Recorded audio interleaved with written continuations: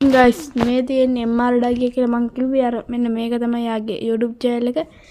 ඉතින් මම කියනවා ඔයාලට ආයෙත් subscribe කරන්න කියලා මෙයාව.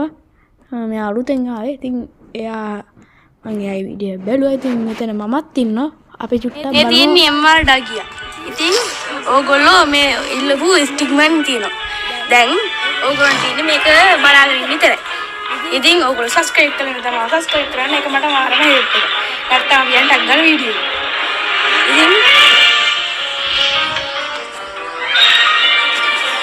අපි ටග්ගල. අද කප් හතරක් තියෙනවා. ඉතින් මේක දැන් ගහන්න. ඒ ගාමගේ අදියා යාළුවෙක් ඉන්න ඒකයි. ඉතින් මොකක්ද ගහන්නේ?